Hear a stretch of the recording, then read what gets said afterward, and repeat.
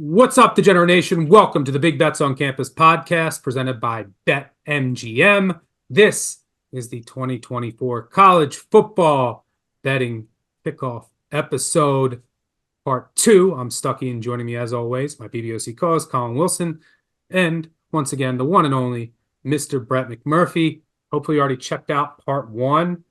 Covered a lot of the new landscape, talked some coaches, coordinators, some good stuff there, so make sure you check that out if you haven't already. And the Group of 5 guys and Brett will have their Group of 5 kickoff episode, which will come out next Monday. Today, we're going to talk a little hype, teams that we're buying and selling, early win total we like, talk a little futures market, some Heisman, and just whet your appetite a little more as we approach the first kickoff of the college football season. Colin, I will start this with you. A lot of hype out there, as there always is in the offseason, for many teams.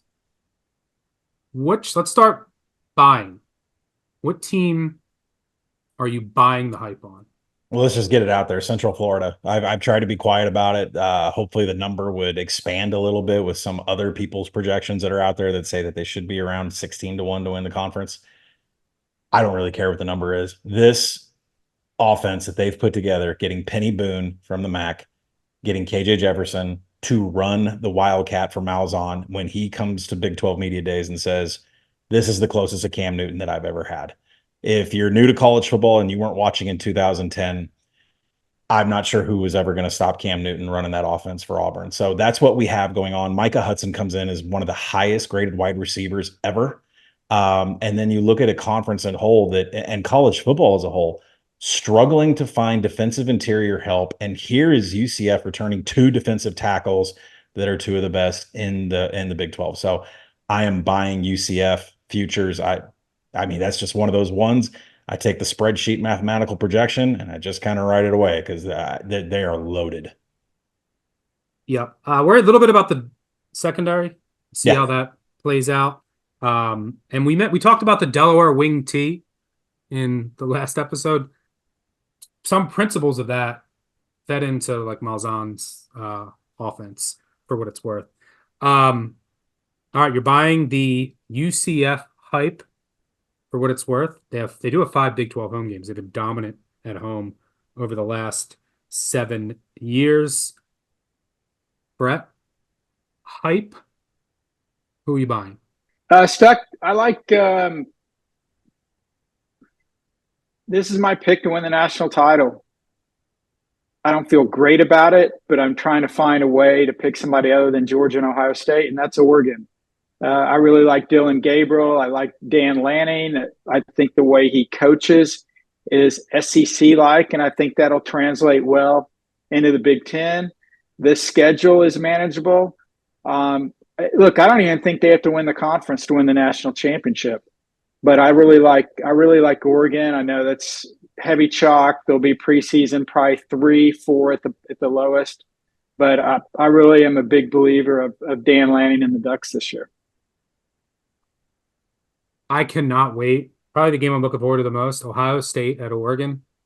Ooh, that game is going to be epic out in Eugene. I think somehow the West Coast team is more physical and stronger and going to punch you in the face than Ohio State. How is that possible? Where does that line sit right now? I think Oregon's 1 point favorite, maybe. Yeah, it'll probably float around there, and it's going to depend. I'm going to say, look, I'm buying the hype on. It's very chalky, but I am buying the hype on Ohio State with one caveat. Look, last year we were off Ohio State, had a ton of talent, but we just said they don't have the quarterback. Will Howard is at least an upgrade over Kyle McCord, and I think with this roster, he can do enough to get this team to a national championship. But where's the weakness on this team? God, you don't necessarily like the physicality. If they get the quarterback, you have Chip Kelly coming in to call plays. We've talked about Knowles in the past, year 3 with his 4-2-5 defense. Where's the weakness on the defense? I mean, maybe linebacker a bit. There's still, I mean, obviously there's a lot of talent there, but there's some questions there. But I mean, this team is loaded, and the talent just top to bottom. I'm buying the hype on Ohio State. Was not last year, but I am this year. I mean, this team is so experienced, so talented. Love the staff, even though I don't love Day at times. Where's the weakness on this Ohio State team? Colin, do you see one? No, so far, no, other than locker room, locker room continuity, or I think we should say chemistry. There are some things floating out there that Quinshon Judkins really wasn't like that much at Ole Miss. Not going to go into specifics about that, but I think, his departure from Ole Miss wasn't a shock to anybody. I wouldn't use any terms like locker room cancer, but let's just say that I don't think it was. I think it was a pretty messy departure there. And if you're going to bring that into your locker room, are we all about getting players in here that are there for themselves? If they can get some cohesiveness and everybody likes each other, Chip Kelly is going to get you to score points, and defensively you're going to be fine. So, they have the two best, in my opinion, from X's and O's, two of the best coordinators on both sides of the ball. We need Ryan Day to step aside, quit talking about, how we want to be so physical, let the coaches coach, and hopefully this locker room likes each other. Yeah, it's hard to find weaknesses here. Special teams, maybe. I haven't done all my special teams deep dives, but I have some questions on Ohio State special teams. But you're really and their schedule, it's not easy. I mean, it's not the hardest in the country, but they do play. I think they're the only contender that plays each of the other top 4 teams among the top 5. They go to Penn State, they go to Oregon, of course, and then they host Michigan and Iowa. Rest of the schedule should be a cakewalk for them. Let's go on the other side of the coin and talk teams that we're selling the hype on. Colin, you might not like this. I don't know where you stand on this team anymore, but I'm selling this Missouri hype that you might have last year at the end of the regular season. Look, last year, I'm not buying this team. I'm not buying this team as a potential college football playoff. I mean, look, they could get there, but I'm selling the hype on Missouri. I have a lot of questions about their defense, which lost 5 guys to the NFL, lost their coordinator. And if you look back to last year, look, they had a great year. They went 10-2 and then beat Ohio State in a bowl. But let's take a quick look at that schedule. And we're not even talking about all the defensive players, great defensive players they lost. They rolled South Dakota, Vandy, South Carolina, Tennessee, and Arkansas, and Kentucky, even though they were losing in the 4th against Kentucky. Who cares? All those teams, I'm not that impressed. And they lost to Georgia and LSU by 2 scores. That's 6-2, right? What were their other 4 games? They beat Middle Tennessee by 4. They beat Kansas State by 3. They beat Florida by 2, and they beat Memphis by 7. All of those games went their way. 4-0 in one-possession games, plus 10 turnover margin. And like I mentioned, they were losing in the 4th quarter at Kentucky, and they beat Ohio State in a bowl. They didn't have a quarterback. Ohio State was without McCord, and then Brown got hurt, and Leary played hurt for Kentucky. Mertz got hurt in that game for Florida, and Florida still had a chance to win. Your boy, KJ Jefferson, I think got hurt on the first play of the 2nd drive against Missouri. I mean, this is a team that played 3 or 4 backup quarterbacks. I think the defense is going to fall off. I'm selling the hype on the Missouri Tigers. Defense is going to fall off. They finished outside the top 100 in tackling and finishing drives. They were bad. Listen, that was fun last year. They lose 5 guys to the NFL. I know. That last year was a lot of fun. I think the ceiling for this team is 10 wins. I think they could make a SEC championship game because the schedule is so soft, but Alabama's on that schedule, and your secondary is still horrible.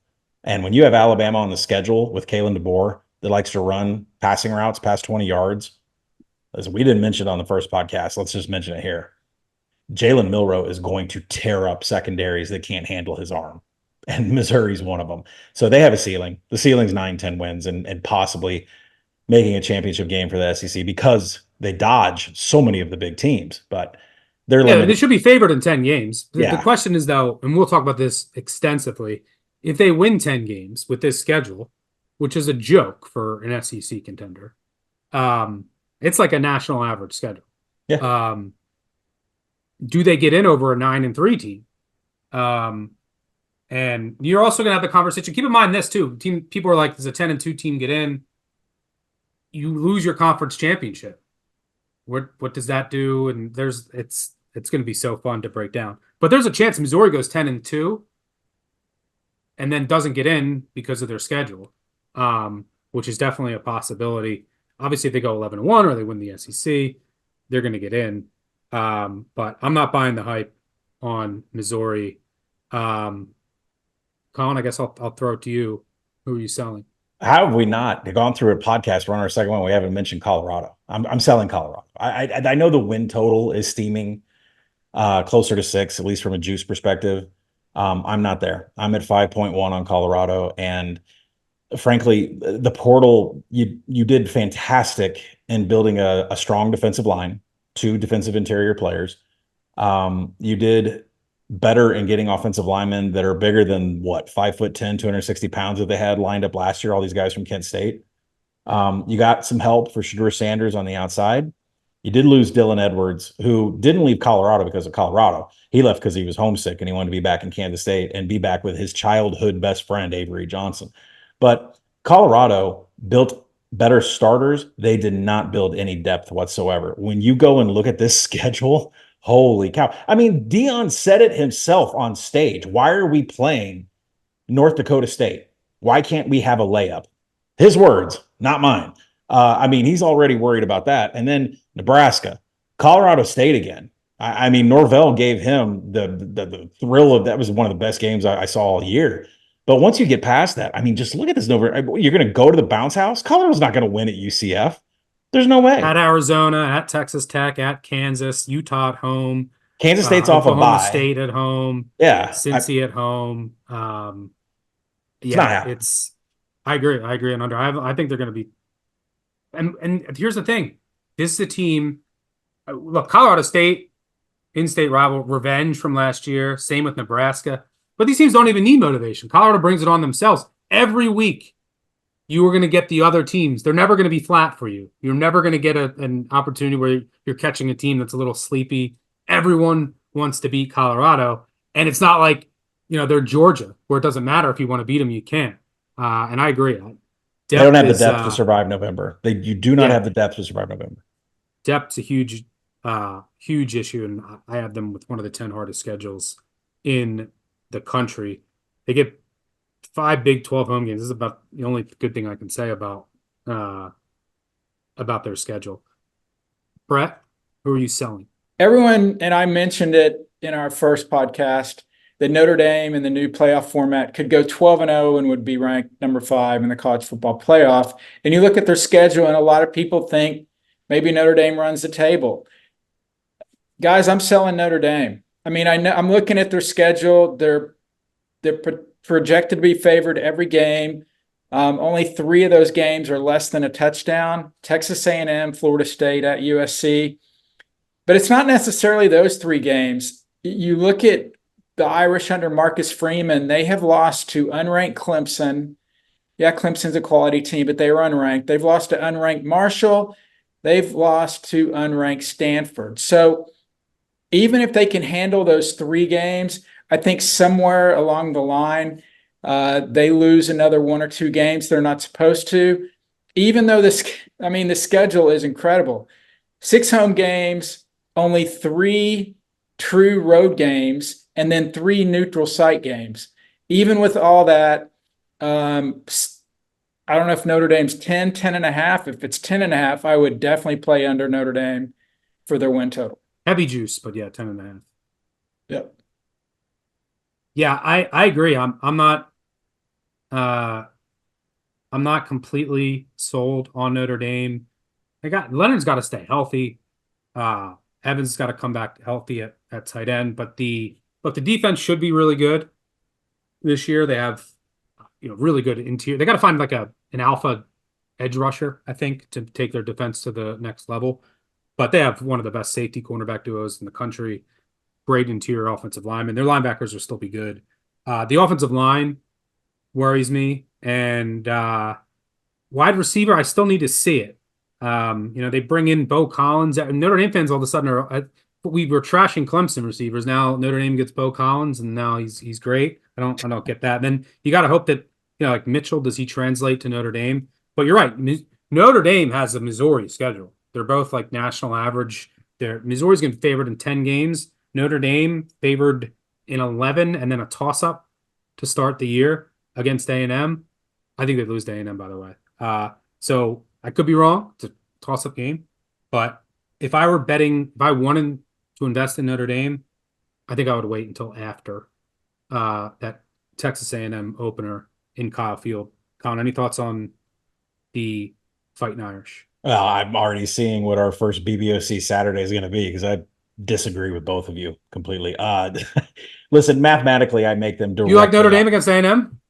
I'll get to it. I mathematically, I make them 10 on the dot. I think the hiring of Mike Denbrock as offensive coordinator is going to do wonders for that team. And, we talk about who they're going to have at wide receiver. This team last year had 5 freshmen that were all undersized playing at wide receiver. It's better than the depth that they had last year.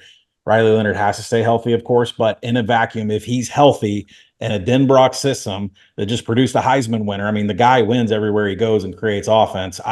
I have no worries about the offense. I don't really have a lot of worries about the defense. And oh, by the way, what is the last regular season game that Denbrock called last year? Yeah, it was LSU putting up nearly 50 points on Texas A&M. So I know it's a different team. I know it's a different coach. I know it's Elko.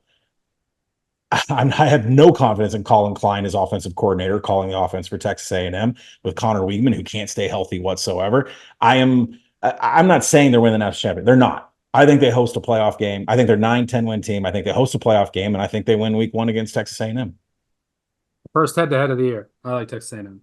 But we have many more days until we get there. Either Leonard or Weigman could be out for the year next week. Maybe Notre Dame trips up at Purdue, the spoiler makers. Can the spoiler makers? There you go. Can they could have a say in the college football playoff. They're not going to make it, but can they pull off like their one upset? Can they beat Oregon goes there in a tough spot? I think Notre Dame goes there. We'll see if the spoiler makers can come out to play. You know what the problem with Purdue is? The problem with Purdue is that every time somebody has a hot transfer, they came from Purdue, like Deion Burks at OU. Yeah. Their D end, who I think is going to be a player, but Purdue could have a say. But yeah, the Notre Dame schedule is definitely very, very easy for them, and the path is there. All right, let's I guess transition into. I guess it's natural to talk about the college football playoff futures, maybe national title as well. Mentioned on the last episode that 8 teams are either a pick or favored to get to the college football playoff, led by Ohio State and Georgia, who are overwhelming favorites to make it.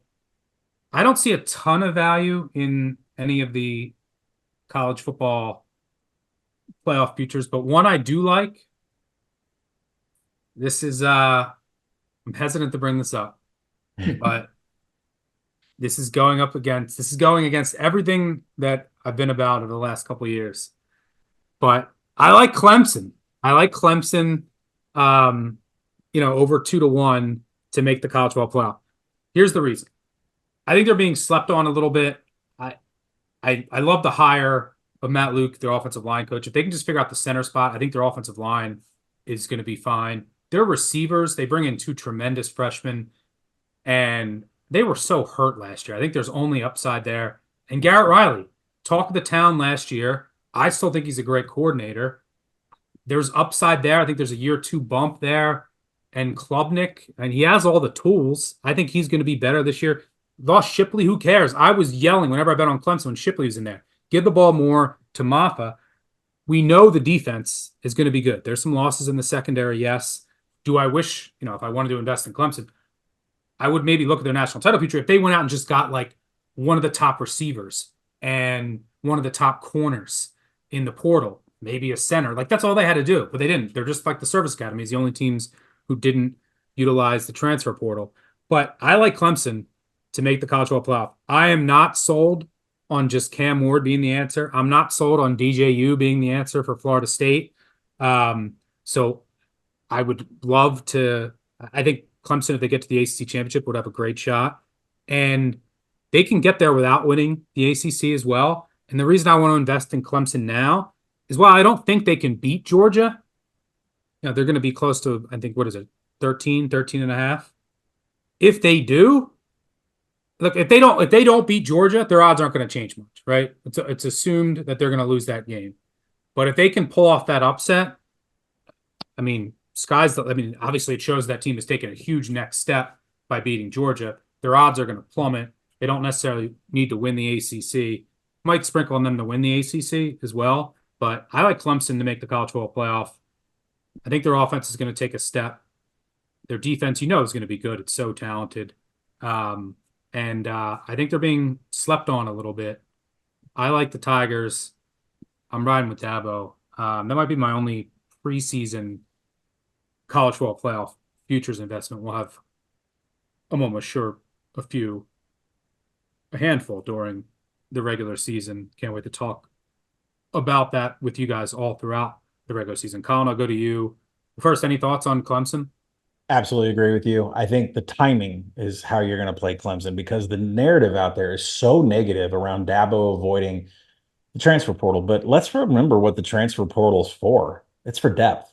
But Clemson is one of those teams that has such great recruiting that they kind of already have depth because they are still one of the universities that actually develop players. Now, for your sake and for my sake, I'm sitting on a stack of Bowman University autograph cards of Cade Klubnik. I need a good season. I need him to quit making mistakes that are critical to these losses. But I completely agree with you. I think it's timing. I mean, for people that don't listen to this podcast, there's a lot of negative narrative out there and it's driving the market. And I think the better time to buy them is probably going to be mid-August. And I think from a futures perspective, the better time to buy them is after Georgia comes to town because what Georgia has on offense, and I'll just start there. I mean, from a buying perspective, from a futures perspective, I'm not taking Georgia to win the SEC and I'm not taking them over their win total. I'm taking them to win the national championship. It's the very first bet that I made after we left Houston and Michigan became national champions. They are loaded in the two deep. And I can't even tell you what kind of players. I mean, you get Colby Young from Miami coming in, and I don't even think he might not even be one of the three receivers that starts. I mean, this guy is 3 yards per route run. You went and got Trevor Etienne from Florida. I mean, Georgia rating Florida's backfield for a guy that averages 4 yards after contact. I mean, imagine what it's going to be when he doesn't get touched in the backfield. Georgia is the nastiest two deep in the nation. The schedule sets up great. There's only 3 games on that schedule where they could potentially lose. 3 games that are projected in single digits. And by the way, I know, and I'm going to talk about this team when we get there to my turn.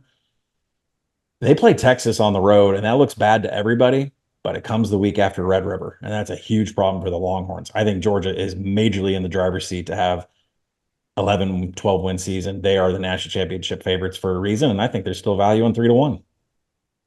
Yeah, I'll push back on 2 points you made. One, yes, the portal used for depth, but also you can bring in, look at what Georgia did. Clemson, they don't need it for depth. They don't need it as much as other teams, but go get a bona fide known commodity at receiver, maybe at corner, and maybe a center. That's all they would need to do. And they would be exponentially better.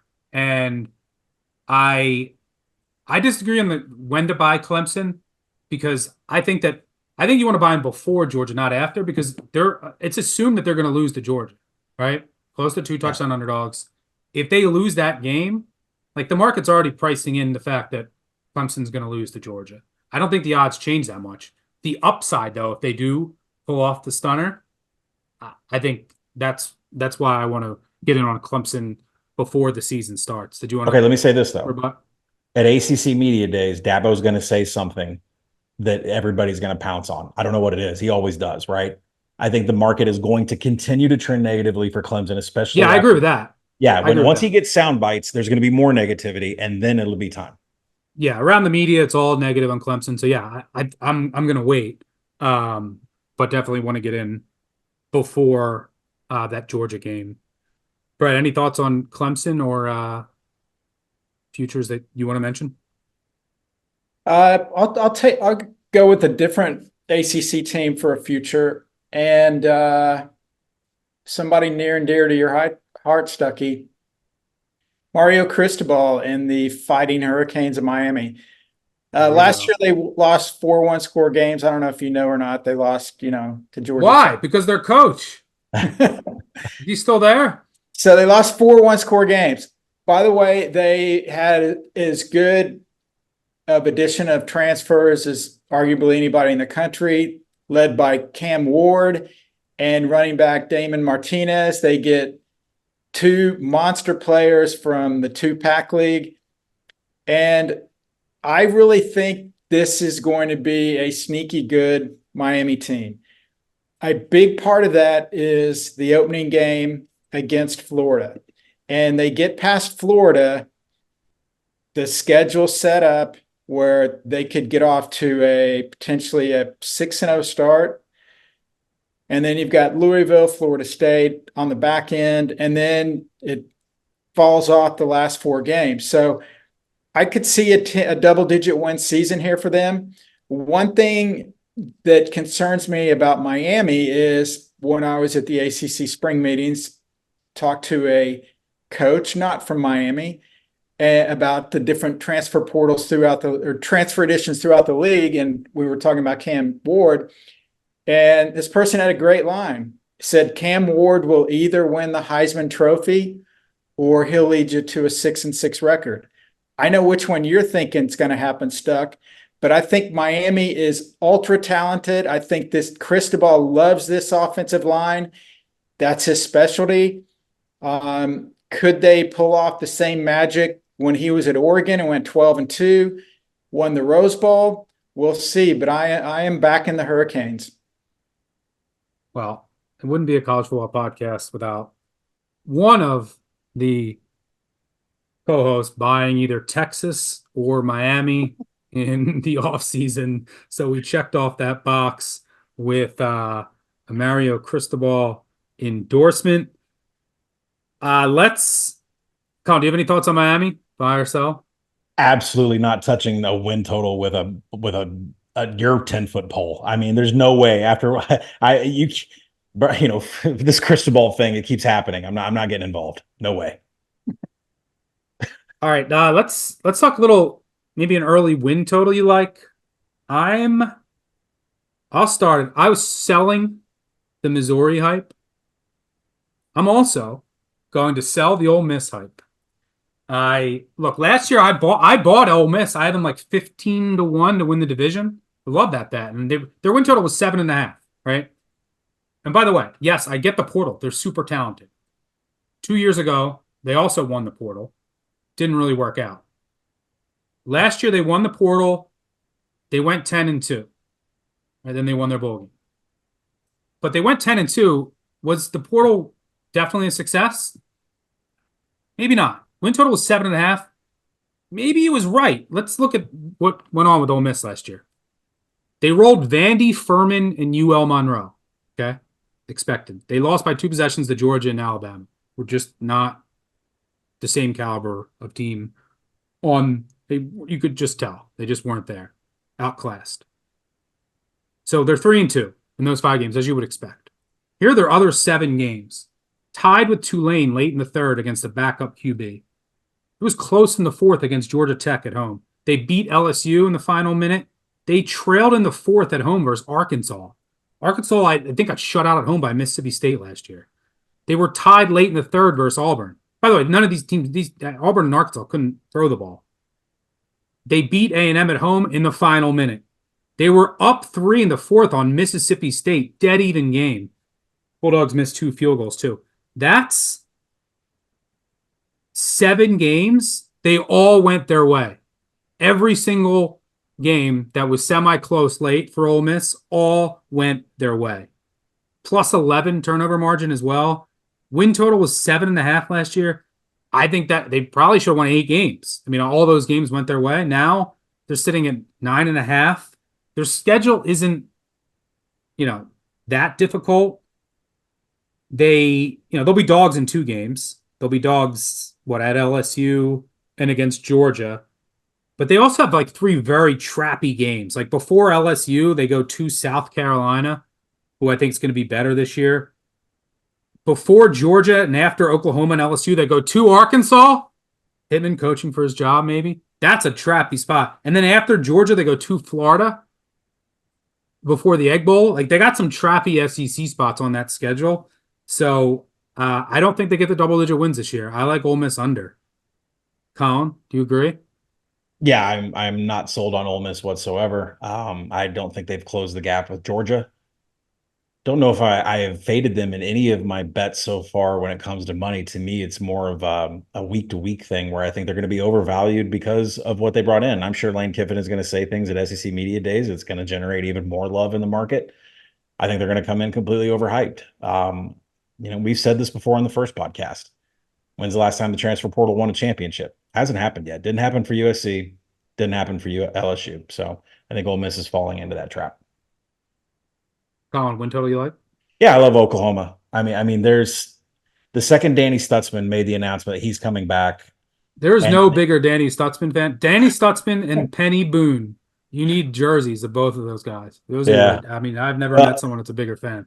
To me, it's amazing that with all the snaps, with like 800 snaps on defense, he only missed 11 tackles. And Oklahoma's biggest problem last year was that they just missed tackles. They were missing just dozens of tackles every game, but not Danny Stutzman.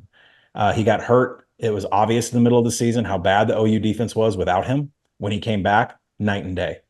And now, not only does Venables get his James Skowski middle linebacker, the old you're stealing signs, you're picking balls off. How did you know this was happening over here in this play? Not only does he get his middle linebacker in, the NCAA has changed the rules on helmet communication. Venables is going to be able to talk to Stutzman in his helmet until 15 seconds left on the clock. You want to go a little bit farther? This tablet technology that I got to play with, holy cow. If the defense was not already good enough, there will be no problems lining up. There will be no problem sniffing out what the offense is doing. I see Brett Venables dominating a few offenses with this tablet technology. I think Stutzman there is one of the biggest. He's one of the best middle linebackers in the country, and he's a captain. And I've gone over their win total. Haven't been as brave to take an SEC championship. I don't think they can make it that far. Their schedule's way too hard. Yeah. I project them at 9 wins, which is way over their win total. Other respected places, SP Plus, I believe, makes them 8.7. So I definitely like it from a win total perspective. I'm sorry, let me take that back. They make it closer to 8. So, this is also an offense. Like we already mentioned, Deion Burks coming in from Purdue. Jackson Arnold, I think, will be fine. I know the bowl game didn't look good, but freshman tryout, all kinds of things going on there. He's still one of the highest graded quarterbacks to come out in the last couple of years. The offensive pieces are there with Sawchuk at running back. They have a schedule that is easily going to get them to 7 wins. I think there's a few upsets, a few spots on here. I wouldn't count them out against Texas and Red River. There's other underdog spots on the schedule that I think that they can play. They're supposed to be an underdog to Missouri. Stuckey, you're not going to agree with me that Oklahoma can win that game. You're not going to disagree with me that Oklahoma can beat Missouri. LSU's on that schedule. If they don't get that defense figured out, Oklahoma's supposed to be an underdog there, but they can win that game too. I think it's a huge season for Oklahoma coming up, especially with Stutzman back and the technology changes that have been made by the NCAA. It screams the Sooners are going to be so fantastic on defense. Yeah, the only thing I worry about with Oklahoma, I like the hire of Zach Alley too. I think he could bring some wrinkles with the blitz and generating some more pressure. Whereas I don't worry about this with Texas, like what Sark has done with Texas, he's built out an SEC caliber roster, right? With the size, specifically the size. They finally got that offensive line, their size in the defensive line. I worry if Oklahoma with this schedule, and look, they're going to 4 of their last 5 are against top 10 teams. They play Ole Miss, at Missouri, Alabama, and at LSU. Now I'm lower on Missouri, but it is what it is. It's a tough schedule.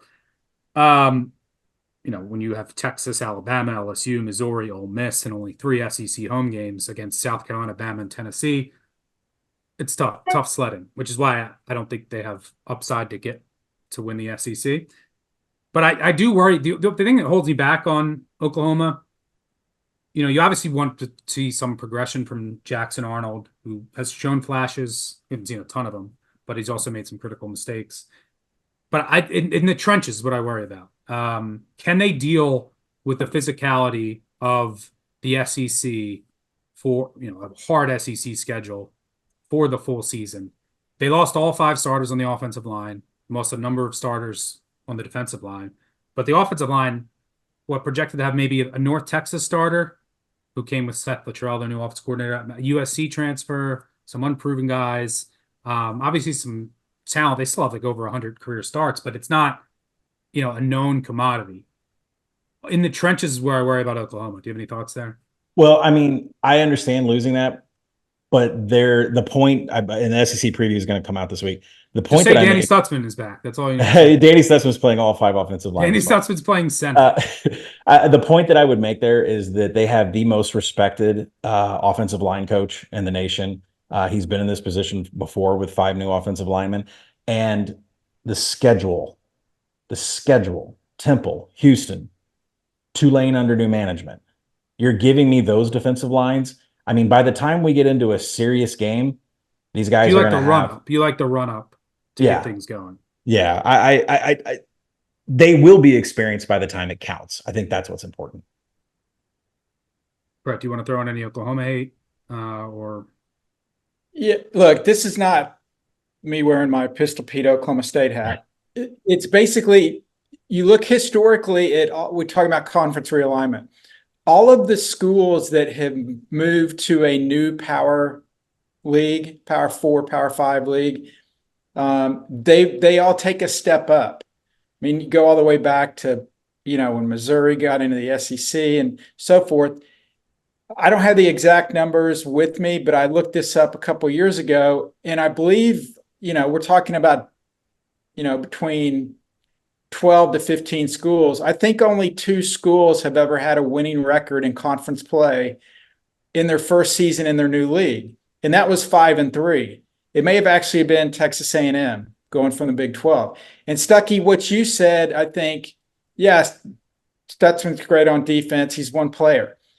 Physicality with Oklahoma and the type of teams they're going to play in the SEC is going to be light years different than what they faced in the Big 12. And that's been a bugaboo for OU and everyone in the Big 12 is teams with power, running games with team that can control the clock, can give them issues. I just think the schedule's too tough. You also nailed it. Only 3 home games in league play. Who cares who they play in the non-conference? They're going to go undefeated. They did it last year. I just think ultimately the strength of the SEC is going to wear them down. I also wonder about Texas. It's a totally different game for these guys. And ultimately, I think Venables, will have success there. But year one in the SEC, I think they're going to take their lumps. I'm not saying they're 5-7, 6-6, but I guess I'm just not as confident in them because of the jump to the SEC. And by the way, I know you guys are wondering, it's been over 600 days since Oklahoma beat Oklahoma State. But that's my opinion on the Sooners. Any win total you like? You want to mention? Yeah. Oklahoma State over? Who'd you say? Oklahoma State over? No. Not with Arkansas on the schedule. Not with Arkansas on the schedule. It is a Big 12 team. And I got to talk to Scott Satterfield of the Fighting Bearcats. And their win total's 5.5. So what happened last year? They were 5th in the nation in rushing and only won 3 games. They outgained 6 FBS opponents last year. They lost 4 of those games. They lost 4 one-score games. The schedule, they opened with Towson, Pitt at home, at Miami, Ohio, Houston at home. They could start 4-0. So what about the back half of the schedule? The top 5 teams predicted to finish atop the Big 12.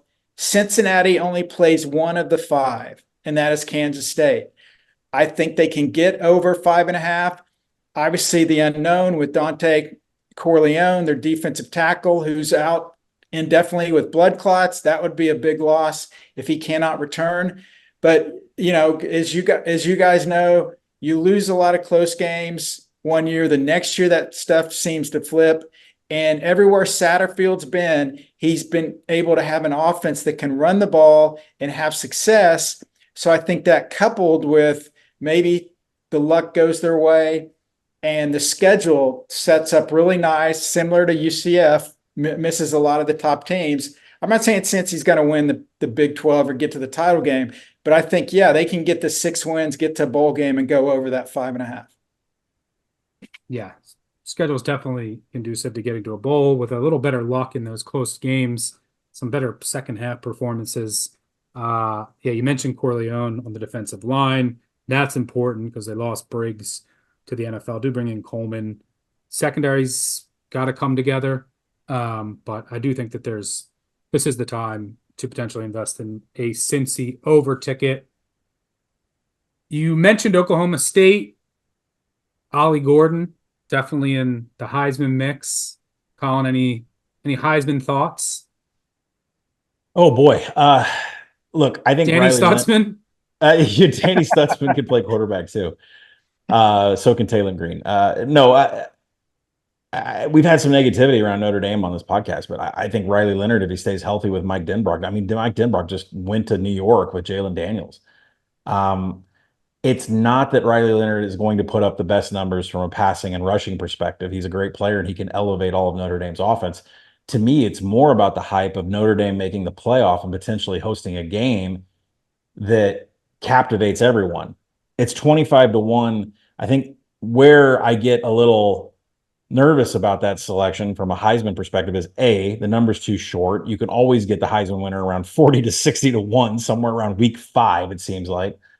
B, they don't play in a conference championship game. And as we know, the three of us know, your Heisman vote is due the day after the conference championship weekend. So he's not going to play. And I think that's a big problem. So I do like Riley Leonard from the standpoint of the Notre Dame hype that's going to go into them making the playoff. But there are troubled waters with the fact that he won't play on conference championship weekend. And so we'll see. But I do like that one. Mike Calabrese, who's going to do the Group of 5 kickoff episode next Monday with Mike Einell and Brett. He had an article up today on Avery Johnson, 40-1, Kansas State. One of the points that he raised, we talked about last episode, was Kansas State wins the Big 12. They're going to get a bye. Almost every Heisman winner outside of, Daniels and Lamar Jackson were in the mix. And now, in the college football playoff mix. Now with an expanded field, Kansas State could potentially be there. Johnson could put up really, especially if he progresses as a downfield passer, could put up stupid numbers. Any thoughts there? Any interest there? No, for Avery Johnson, no. There are some missing pieces on that offensive line. I'm not sure. And I love Matt Wells as the quarterback coach for Avery Johnson. I'm a little bit worried about the status of that offensive line, integrating a couple new players, and just Avery Johnson's size and the fact that he's going to be taking off out of that pocket. He takes one pop. He's not a big guy whatsoever. And I know they want to focus more on passing with him, but this is still a Kansas State offense that is based upon putting DJ Giddens and Dylan Edwards on the field and letting them run a lot of 2-back sets. But he's going to get popped at some point. And if you're holding a Heisman ticket, I'd hold my breath because, he is not, I believe, physical enough to take on the beating of that conference. Colin, I will mention, if you want to message or reach out to some books out there, Ernie Davis won the Heisman as a linebacker. He also played running back. But maybe you can reach out to Venables, get Stutzman some carries near the goal line, get a good number on him before the season starts. Brett, Ollie Gordon, in the mix, is now the time to invest because Gundy came out and said, Ollie Gordon got arrested for DUI. Gundy said the way I'll punish him is give him the ball 100 times in the season opener. So is Ollie Gordon gonna have 100 carries for 600 yards in the opener? Yeah, no one will remember, and when we get to November. Look, I think the top 20, 22 players listed to win the Heisman are all quarterbacks.